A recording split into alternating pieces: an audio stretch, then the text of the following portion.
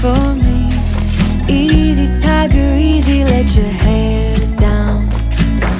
Come closer, let me see all your million faces and all your million mistakes. You don't need to hide. Come closer so that we can be together. Everything that has been don't matter no more.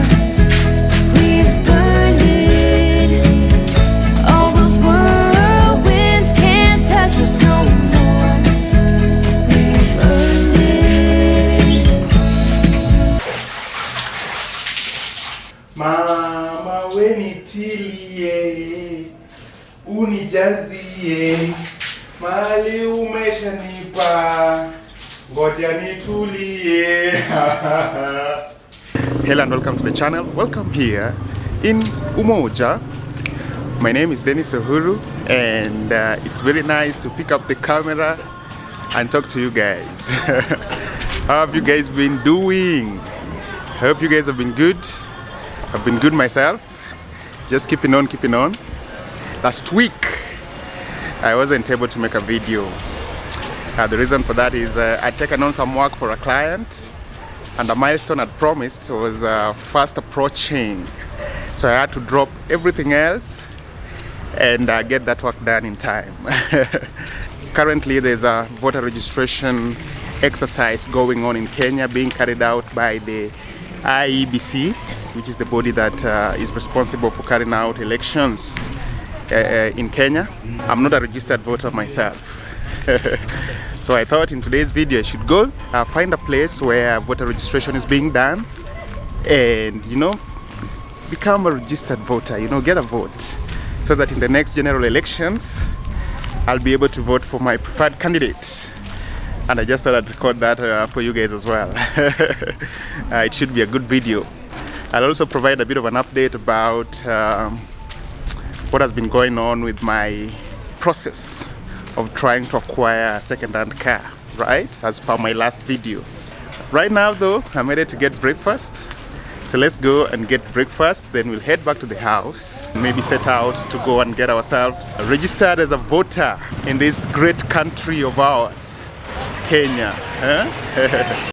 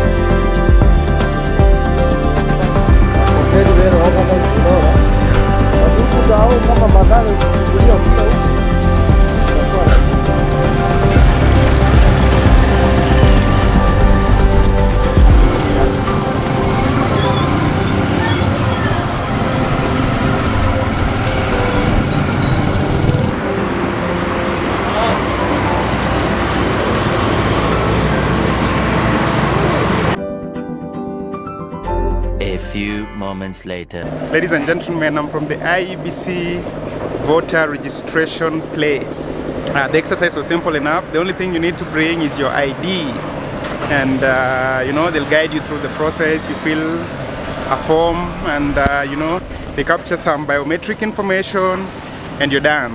I've never voted in any elections before. I've never had a voter registration card or anything of the sort. But this year I felt that I had to take it upon myself to go and register and become a voter. For two reasons. The lesser of the reasons is, in the past I used to think that my voice didn't hold any weight. Even if I had a preference or a candidate who I wanted to, take over whichever position in the country, I felt that my one vote didn't make any difference at all. My one vote was just one vote. It didn't count for anything. That's what I used to think. What I'm trying to say is, even today I only have one vote, but more and more I'm starting to believe that collectively, if we put our heads together, if we put our votes together, then we can occasion some change.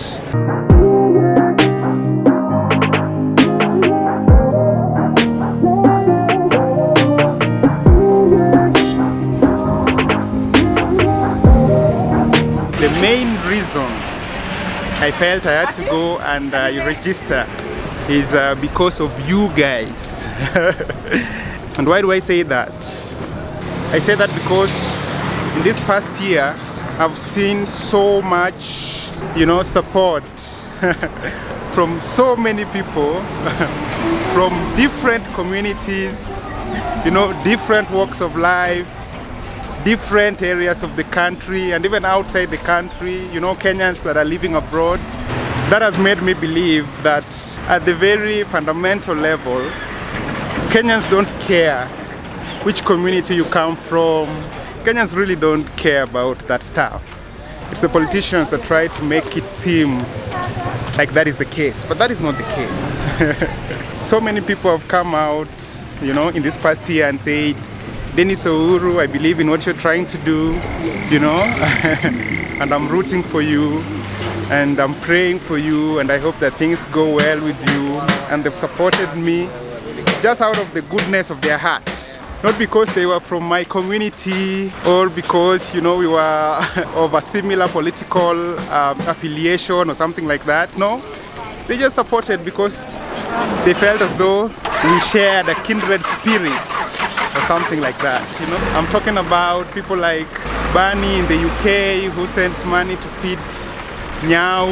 I'm talking about, my good friend Patrick in South C, I'm not sure.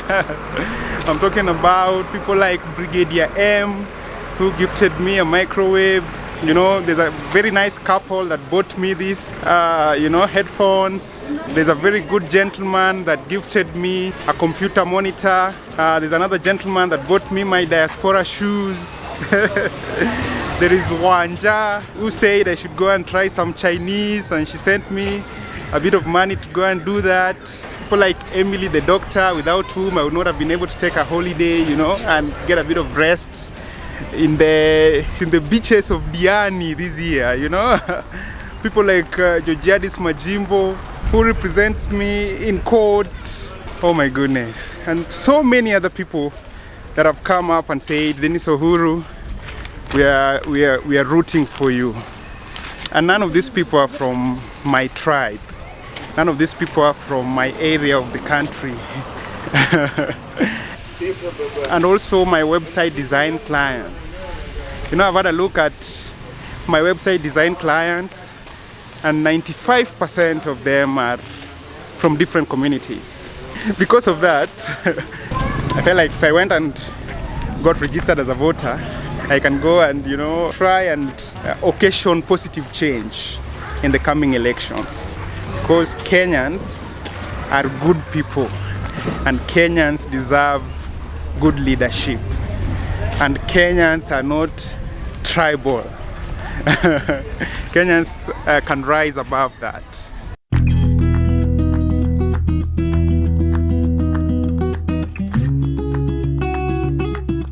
Ladies and gents, I'm back in the house. I just want to offer an update about last week's video.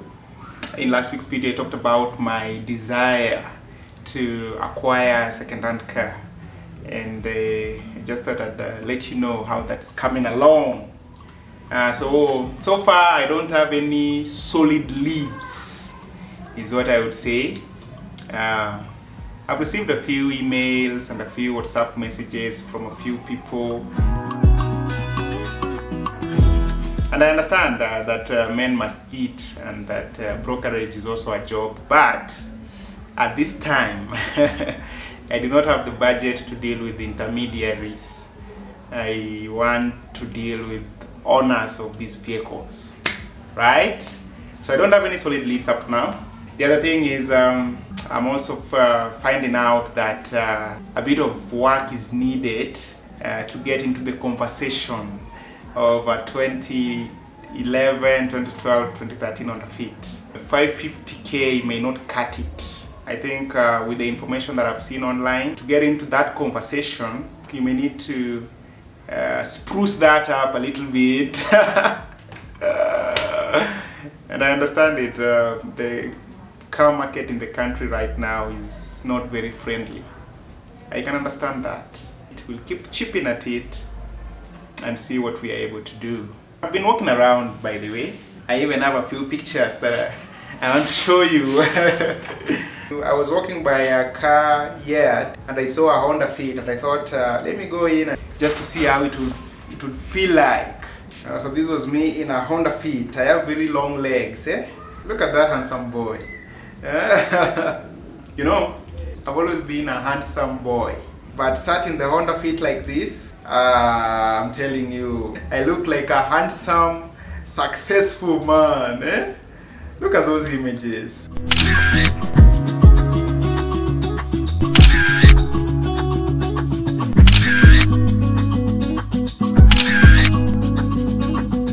So far so good. The journey of owning a car is not a simple thing, you know. You do not buy a car the same way you buy a phone. If you buy a bad phone, you know, it won't hurt you so much. You may recover after a few months. If you buy a bad car, oh man, that's a different story altogether. And also the process of trying to raise the money to get to a point where you are thinking about acquiring a car is one of the most difficult things you can ever do.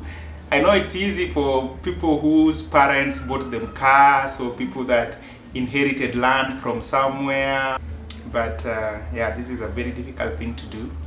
The amount of self-denial that you have to do is out of this world, man. Oh my goodness, you have to deny yourself.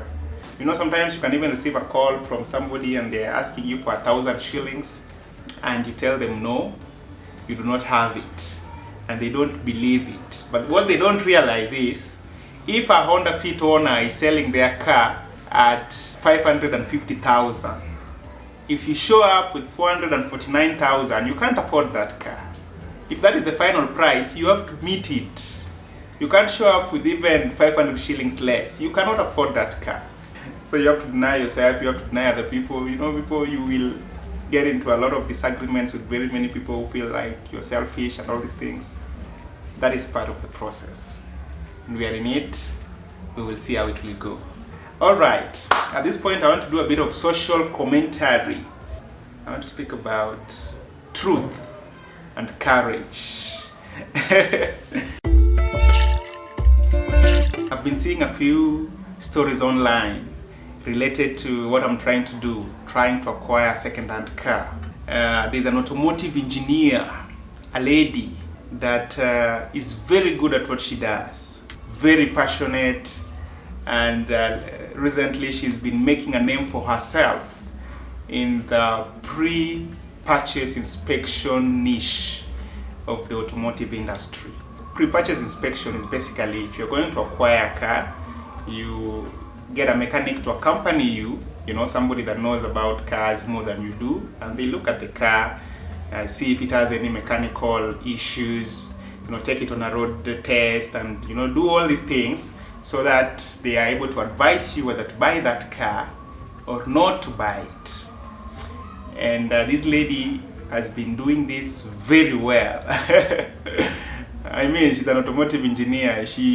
Her knowledge of vehicles is marrow deep, and so she's been offering that service. And I saw a few conversations that have been percolating among vehicle dealers in Nairobi. Not all of them, just some of them. Some scrupulous car dealers who feel threatened by this lady because they are talking about every time she comes with a customer to their car yards, you know, to inspect those vehicles before the customer can purchase.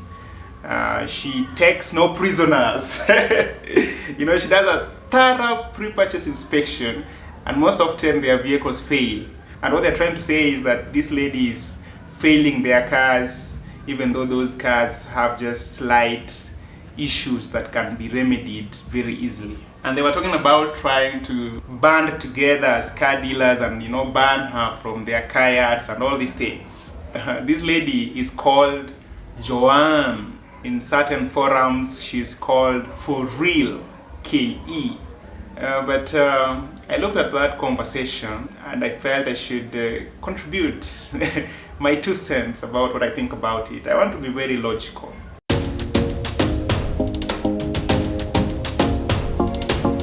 Firstly, we've already established that trying to buy a car, any car, let alone a second-hand car, is probably one of the most difficult things the average Kenyan will ever have to do. After buying a house, buying a car is possibly the biggest purchase of your life, right? Now, who is this person that can afford to buy a car in Kenya? In 2020, the Kenya National Bureau of Statistics did a report in which they established that half of all employed persons in Kenya earn less than 30,000 Kenyan shillings monthly. Recently, in 2023, TIFA, which stands for Trends and Insights for Africa, I think, I'll find out the right name, did a study or a report and established that only 3% of Kenyans earn more than 50,000 Kenyan shillings monthly. With that in mind, consider this. The price of the average entry-level car in Kenya is 1 million Kenyan shillings. 1 million Kenyan shillings. Now, let's be very circumspect. How long would it take you to raise 1 million Kenyan shillings if you're able to save 10,000 Kenyan shillings monthly? We already know that very few people earning salaries in Kenya will be able to save 10,000 Kenyan shillings monthly. But let's just say you're able to do it.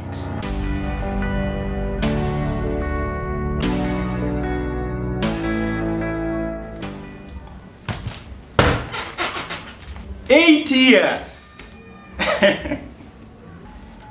This process of trying to acquire a car is not a simple thing. If you were to go to a supermarket, for example, to buy milk, and you went to, say, whichever supermarket and they sold you expired milk, the very next morning you'd put that online. It would be a whole conversation. That is just a packet of milk. Now think about a car, the biggest purchase that most people will ever be able to do in their lives. How would you not want for that person to know what they are getting into? How would you not want for that person to get value for their money? How would you want that person to buy a defective item?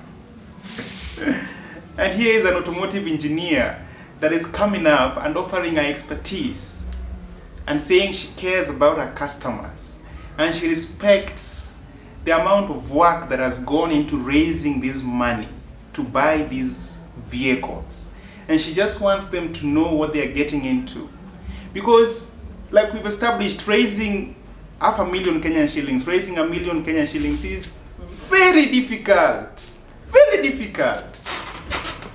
Right now, try walking out and see if you're able to pick 1,000 Kenyan shillings. You can't pick 1,000 Kenyan shillings by the roadside. You can't pick even 10 shillings by the roadside. Huh? Come on, man. What do you mean? This is their blood and sweat and tears. What do you mean? What do you mean? Huh? That they should not be told that a car is defective. What do you mean? Oh my goodness. So Joanne, to you I have this to say. You are more than an automotive engineer. You are a beacon of hope. Not only for those people that are trying to acquire cars, but even for those people that don't have cars. You are a beacon of hope. We look at you and we see someone who is standing for truth in this broken society that we have. That means everything. That means everything. Please keep doing what you do. Keep, caring for your customers. Keep taking no shortcuts. Keep doing what you've been doing all along. And the thing that really makes me, sometimes look at these things and wonder is, Kenyans are very critical of their leaders, their political leaders. Every time you hear Kenyans talking about how they do not want corrupt leaders in positions of power, and how we wish that our leaders would be honest. But then, when this honesty is brought down to their spaces and the places where they work, they do not want it anymore.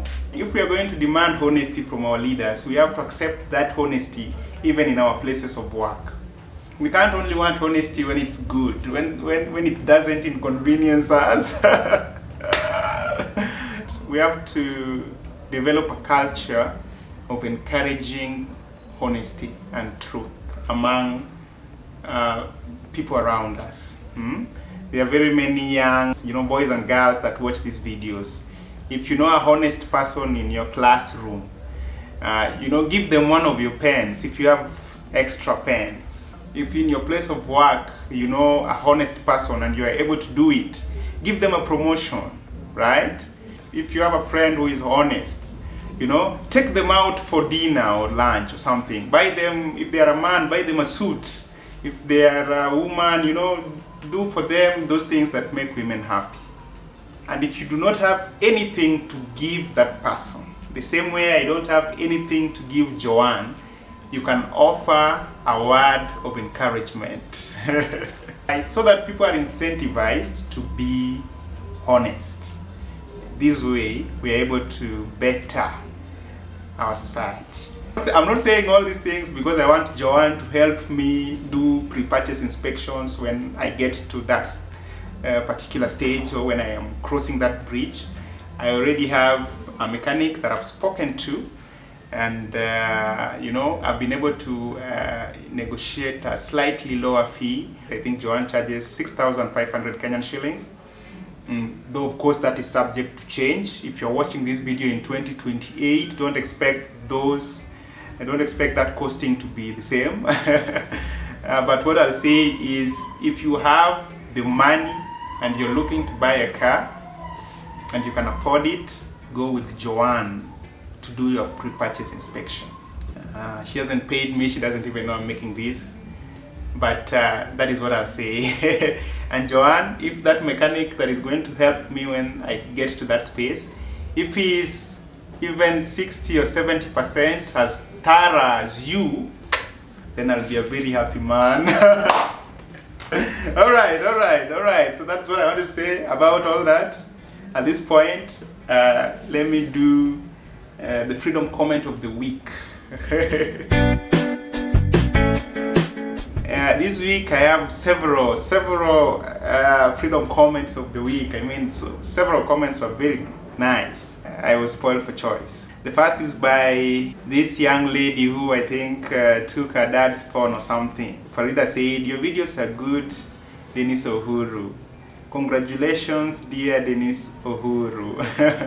From Farida, I am 6 years. I am happy. Thank you so much, Farida. I'm really touched. The other freedom comment was from Tadon Sumo. Tadon Sumo said, "Honestly, I can't hide my excitement. You're one person I look up to, simple yet sophisticated." I don't know about that. Oh, and I also love how wide your vocabulary is. Now, about this milestone, the Honda Fit you're about to acquire. Once it's home, I'm gonna celebrate like it's mine. I'm so happy for you. Congratulations. I had another very nice comment here from Mr. David Gitonga, who said, "Oh, this reminded me of my first car, a Honda Fit 2012, black one to be precise. I was so excited I couldn't believe. And that, my friend, is what I feel for you right now. I have worked with you since Rungai days to where you are." Mr. David has been here for a long time. And I have always whispered a short prayer for you. Thank you so much for that. Especially for that VW Golf TSI 1400cc with Bluetooth cruise control and ABS. And for a first step, a Honda Fit will serve you. Go get it, Uhuru. You of all people deserve it. Rooting for you always. Oh, that was so nice. Thank you, Mr. David. Then we have Mr. John Devereaux. Joe Devereaux, who said, "It's not often that I lack words. This video warms my heart in multiple ways. The courage with which you live your life gives me permission to pursue things that I would otherwise deem out of reach. You are the light of my lantern. Thank you so much. So many beautiful comments, and this reminds me, a few days ago I was walking in Buruburu. I was just walking past some parking lot when somebody called out to me, a lady. She said, "Dennis Ouru, come over here, let me talk to you for a bit." And she told me she's visiting from the US and she was flying out of the country just that same day. She said, "Dennis Ouru, I want to encourage you." She said, "Keep going on, Dennis Ouru, keep going on." And it was the way she said it. She said it with the vim and brio. At that particular moment, I was feeling so deflated because I was up to my neck in a bit of work. I was so deflated at the time. But when this lady, you know, encouraged me like this, I felt my chest fill up with a lot of pride and purpose. Your words really encourage me. At this point, I want to go to the gym, get some workout. Right? So let's go to the gym. They can't tell me nothing. They can't tell me nothing. They can't tell me nothing. They can't tell me nothing. See, the devil will make you think if you follow God, you finna fall off. We put these tickets on sale in the morning and they sold out in the morning. No, I'm saying I'll be in the studio, people be coming to me like, "Man, you better not do this." And then they'll play songs. It's all like, "I was with this girl, I did this girl," all that type of, basically saying like, look, if you follow God, you finna fall off. That Jesus King, number 1, 3 weeks. That Jesus born. But not just that, finding that peace inside you, not just the numbers. God using us to show off, to show God is better than the devil. The devil took all the producers, the musicians, the designers, moved us all out to Hollywood, moved us all out to New York, chasing gold statues. Literally signing a contract and selling our souls. They got contracts out there that say you can't say Jesus. When we was working on this album, people used to be coming over the studio just to say Jesus as loud as they wanted to. You can say Jesus in your studio.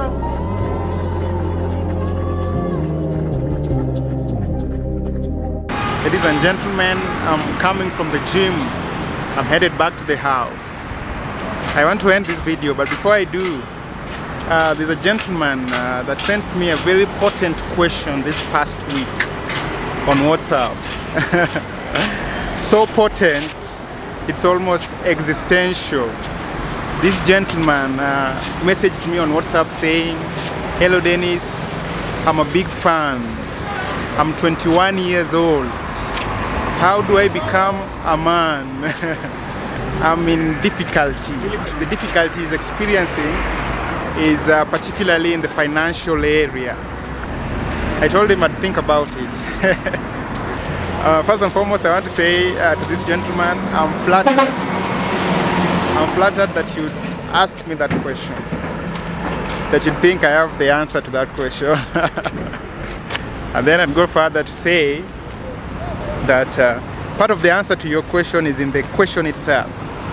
You asked, how do I become a man? And in that question is the word become. And I want you to realize that it's a continuous process. You expand and increase incrementally. There is no perfect man. Alright? There is no man who has it all figured out. I want to commend you for asking that question.